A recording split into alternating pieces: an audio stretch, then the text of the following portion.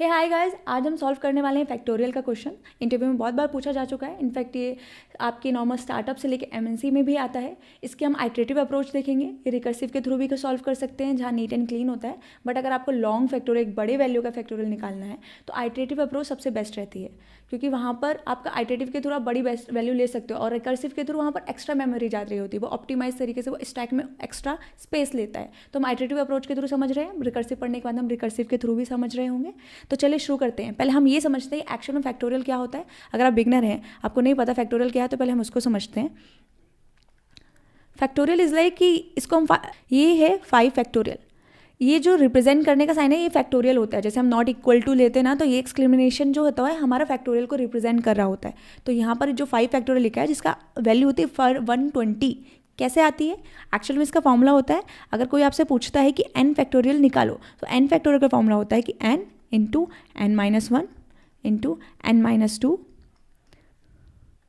Into n-3 and so on. आपका कहाँ तक जाता है? जब तक वो 1 ना हो, 1 तक जा रहा होता है। कितनी बड़ी वैल्यूज हो सकती है? 5 हो सकती है, 7 हो सकती है, 10 हो सकती है, 20 हो सकती है। 20 मोर देन 20 वो बहुत बड़ी वैल्यूज हो जाती हैं। तभी हम यहाँ पे बोल रहे हैं कि हम आइटरेटिव अप्रोच यूज़ करने वाले हैं। तो ये जो फैक्टोरियल निकाल रहे हो तो इसी से, यानी 7 का फैक्टोरियल निकालूंगी तो 7 into 6 into 5 into 4 3 2 and 1। Okay और ये हमें पता होता है 0 फैक्टोरियल हमेशा 1 होता है। 1 का फैक्टोरियल क्या होगा? 1 इंटू 0 फैक्टोरियल, और 0 फैक्टोरियल क्या है? 1, यानी 1 इक्वल टू 1 इंटू 1, यानी 1 का फैक्टोरियल क्या है? वो भी 1 है। 0 फैक्टोरियल के लिए ये फॉर्मूला वैलिड नहीं है, लेकिन इसका प्रूफ क्या है कि 0 फैक्टोरियल 1 है? अगर हम सिंपल तरीके से मैं देखूँ तो हम जानते हैं कि 1 factorial equal to 1 into 0 factorial.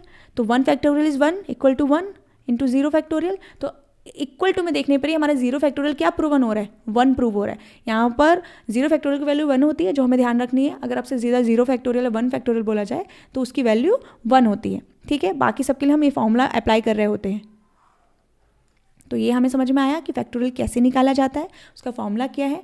अगर 5 फैक्टोरियल की बात करी जा रही है तो 5 इंटू 5-1 4, 4-1 3, 3-1 2 एंड 2-1 1, यानी लास्ट तक हमें 1 तक जाना एंड सो ऑन। देन हम उसकी वैल्यू मल्टीप्लाई करके निकाल कर उसका फैक्टोरियल फाइंड कर लेते हैं। तो इंटरव्यूज में बहुत बार पूछा जाता है, एक नंबर वैल्यू की जाती है, फिर यूजर से हम कोई नंबर लेते हैं इंटीजर वैल्यू, और उसका फैक्टोरियल हमें फाइंड करना होता है।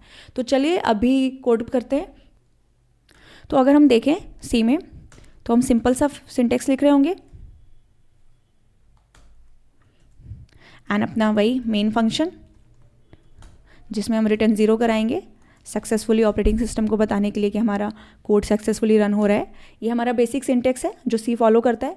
अब हमें क्या करना है, हमें एक कोई नंबर होगा जिसका फैक्टोरियल निकालना है। अब हमें नहीं पता क्या करना है क्या नहीं करना है, तो हमने बोला, मैंने आपको हमेशा कोई भी क्वेश्चन सॉल्व करना होता है तो सबसे पहले वो करो जो आपको आता है। अब हमें अगर यूजर से लेना है तो हमें सब प्रिंटफ और स्कैनअप आता है, इसलिए हमने std.h लिया है, वो हमेशा यूज़ कर रहे होते हैं। तो यूजर से लेना हमें आता है तो हम सबसे पहले क्या लिखेंगे? Printf enter a number.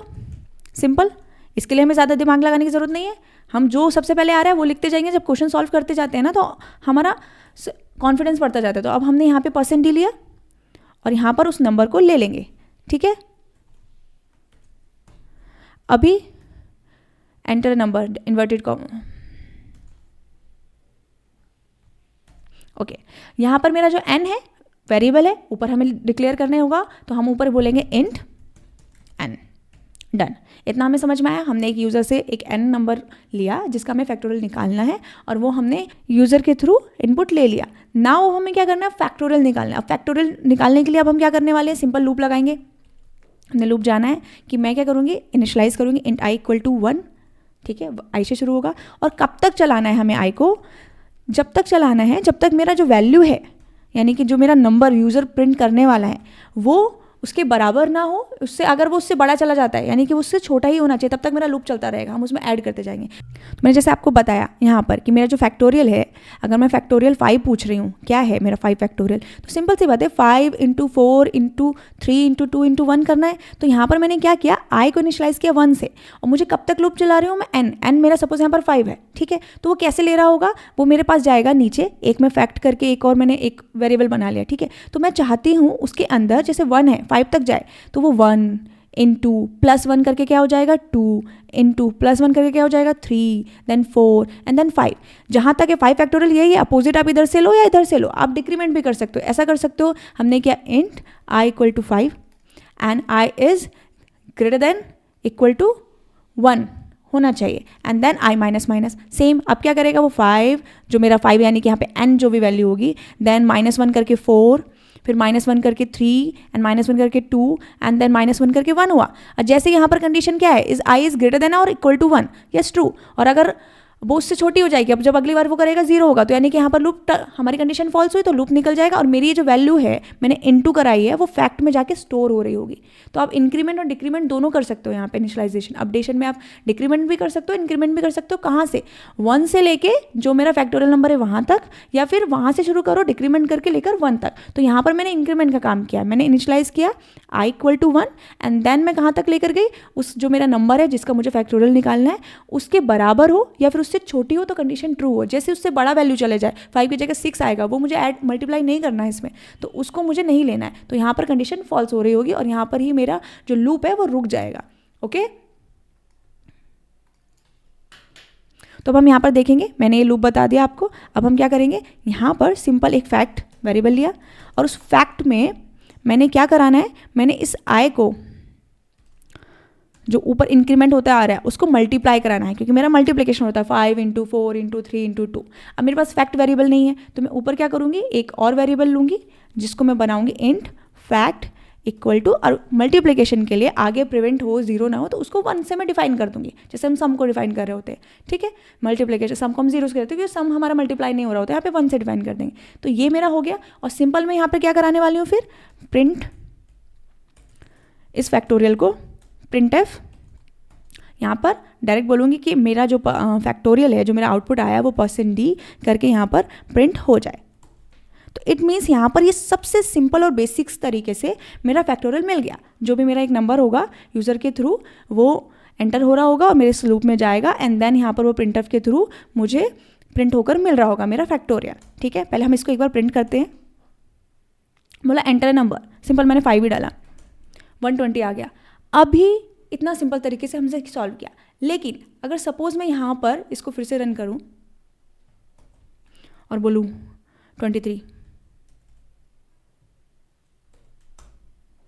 कितना लार्ज वैल्यू है, हमारा कंपाइलर सपोर्ट कर रहा है, मैंने बोल दिया 100, कितना होगा। ये जो हम फैक्ट में स्टोर करा रहे हैं, मैंने फैक्ट को क्या लिया है, फैक्ट का डेटा टाइप लिया है इंट। फैक्ट मतलब यहाँ फैक्टोरियल, मैंने वेरिएबल नेम की बात कर रही हूँ मैं। अगर मैं यहाँ पे आपको बताऊँ, हम चलिए टर्मिनल ऑफ करते हैं और थोड़ा 3 पे बात करते हैं। यहाँ पर मेरा जो फैक्ट है एक वेरिएबल है, ओके, जिसका डेटा टाइप क्या है इंट, मेमोरी में स्टोर हो रहा होगा, और हमें पता है वो कितना होता है 4 बाइट स्टोर कर रहा होता है। लेकिन जैसे मैंने बोला 7, 25 ठीक है, 120 है, और बहुत बड़ा वैल्यू मैंने बोला 100 फैक्टोरियल निकालो, कितनी बड़ी वैल्यू है, वो इंट स्टोर नहीं कर पाएगा, तो मुझे उसका डेटा टाइप बड़ा लेना होगा। एज कंपनी में हम जा रहे हैं तो वो इंटरव्यू आपको यहाँ पे बोल सकता है कि आपने फैक्टोरियल का इंट डेटा टाइप लिया है, आपने सही निकाला, आपने फैक्टोरियल निकालना सीख लिया, लेकिन यहाँ पर वो गार्बेज वैल्यू थ्रो कर सकता है जब आप बहुत बड़ी वैल्यू का फैक्टोरियल निकाल रहे होंगे। तो क्या करना चाहिए आपको, यहाँ पर एक आता है, हम उसको बोल देंगे लॉन्ग, ठीक है, बट अभी और बड़ी वैल्यू, तो सबसे बड़ी वैल्यू में हमने एक चीज़ पढ़नी है, वो होता है unsigned, long, long and then factorial value. अब ये जो मेरा वेरिएबल बन गया है जिसके अंदर मैंने 1 स्टोर कराया बाय डिफॉल्ट, वो अनसाइन है, और डबल लॉन्ग मैंने यूज़ किया, इट मीन्स, तो अब ये जो है मेरी सबसे बड़ी वैल्यू, आप कितने भी बड़े जो हाँ आपके कितना भी बड़ा नंबर हो उसका फैक्टोरियल निकालने के बाद कोई भी गार्बेज वैल्यू थ्रो नहीं कर रहा हो, क्योंकि हमने सबसे बड़ा लिया। अब अनसाइन क्या होता है, जैसे कि मैंने आपको बताया था, अभी हमारे पास कैर है, ओके,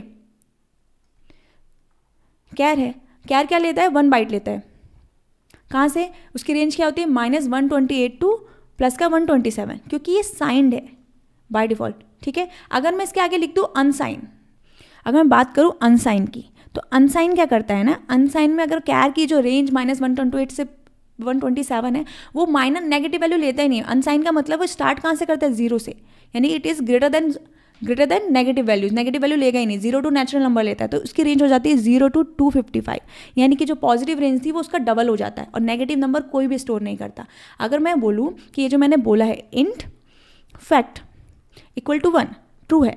और मैंने बोला सिमिलरली इन फैक्ट -1 तब भी ट्रू है। लेकिन यहीं पे मैंने अगर अनसाइन लिख दिया ना, तो अनसाइन का मतलब है आप नेगेटिव वैल्यू स्टोर नहीं कर सकते। आप कर रहे होंगे तो गार्बेज वैल्यू थ्रो हो रही होगी। तो अनसाइन इसलिए होता है क्योंकि हमें नेगेटिव वैल्यू का फैक्टोरियल नहीं निकालना। हम क्या करेंगे, 0 to स्टार्ट करेंगे, यानी पॉजिटिव नंबर शुरू कर रहे होंगे। तो हमारी जो रेंज है, जो उसका साइज है, वो ऑटोमेटिक डबल हो जा रहा होता है। यानी कि देखो कैर का कितना हो गया 0 to 225, बट मुझे इंटीजर लेना है, लॉन्ग लेना है। मैं क्या ले रही हूँ यहाँ पर, मैं ले रही हूँ यहाँ पर अनसाइन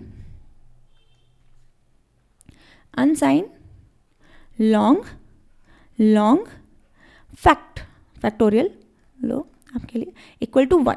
अब इसकी मैं रेंज देखूं तो ये हमारी जो रेंज है, अगर साइन के लिए होती तो ये -9 to +9 होती क्विंट्रिलियन। ठीक है, क्विंट्रिलियन क्या होता है, अभी जैसे हम जानते हैं उसकी रेंज। क्विंट्रिलियन यानी कि आपको हमने जाना 1000, 1 million, 1 billion, 1 trillion, 1 quadrillion and 1 क्विंट्रिलियन, यानी कि ऑलमोस्ट आपका 10 अरब करोड़ समथिंग। ओके, तो यानी इसकी जो रेंज है -9 to +9 होती है आपके साइन के लिए, और अनसाइन हो गया तो ये हो जाएगी 0 to 18, क्योंकि उसने पॉजिटिव वैल्यू इंटीजर कर दी, क्विंट्रिलियन। ठीक है, तो इट मीन्स अब आप कितने भी बड़े वैल्यू हो, कितना भी बड़ा नंबर हो, उसका फैक्टोरियल निकालोगे तो यहाँ पे कोई भी गार्बेज वैल्यू नहीं आएगी। और आप इस तरह का जब डेटा टाइप स्टोर कर रहे होंगे, डेटा टाइप बना रहे होंगे फैक्टोरियल का, तो इंटरव्यू आपसे इंप्रेस होगा, क्योंकि आप उसको, इसका मीन्स आपको पता है, इसे आप बैकएंड में समझ पा रहे हो कि आपको कितनी बड़ी वैल्यू के लिए आगे के लिए आप प्रिवेंशन रख रहे हो कि आगे गार्बेज वैल्यू ना आए, कितने भी बड़े नंबर की हो। तो इसके लिए हमें अब यहाँ पर जो फैक्टोरियल इंट नहीं लेना है, इसका डेटा टाइप जो है इंटीजर की जगह हमें उसका साइज बढ़ाने के लिए हम उसे अनसाइन और डबल लॉन्ग कर देंगे। ठीक है, तो अभी हम इसको करते हैं। तो मैं यहाँ क्या करूँगी, अब मैं यहाँ पर डायरेक्ट इंट को हटाऊंगी और लिखूंगी अनसाइन लॉन्ग। ठीक है, अनसाइन लॉन्ग लिया। अब इसके अंदर मैं कितने बड़ा फैक्टोरियल ले सकती हूँ, प्रिवेंट हो गया। लेकिन अनसाइन के लिए हम जो फॉर्मेट स्पेसिफायर यूज़ करते हैं वो करते हैं LLU, यानी डबल लॉन्ग अनसाइन। तो ये अभी यहाँ पर चेंज करना भी जरूरी है, क्योंकि हमने डेटा टाइप चेंज किया तो हम फॉर्मेट स्पेसिफायर चेंज कर रहे होंगे। अभी मैं इसकी और ऑप्टिमाइज करूँ तो जैसे मैंने बोला, यहाँ पर अगर सपोज एंटर ने उसने कोई नेगेटिव वैल्यू स्टोर करा दी, अगर मेरा फैक्टोरियल नेगेटिव नंबर का मैं निकाल ही नहीं चाहा, तो फिर अब हम क्या करेंगे, अब हम यहाँ पर चेक कर कंडीशन लगा देंगे कि इफ़ आपकी जो एंटर वैल्यू है, आप जो वैल्यू एंटर कर रहे हो वो पॉजिटिव है, it means N is always अगर ग्रेटर देन 0, अगर वो 0 से बड़ा है तभी मुझे क्या करना है, ये लूप एग्जीक्यूट करना है, अदरवाइज वो लूप एग्जीक्यूट नहीं होगा। इट मीन्स मैं क्या कर रही हूँ, ये लूप कब एग्जीक्यूट हो रहा होगा, जब आपकी जो वैल्यू है वो 0 से बड़ी होगी, नेगेटिव वैल्यू नहीं हो रही होगी। यानी बाय डिफॉल्ट आपके लिए n इज ग्रेटर देन 0, यानी कि आपका 1 का फैक्टोरियल हो सकता है, 0 का फैक्टोरियल हो सकता है, लेकिन -1 का फैक्टोरियल नहीं निकल रहा होगा।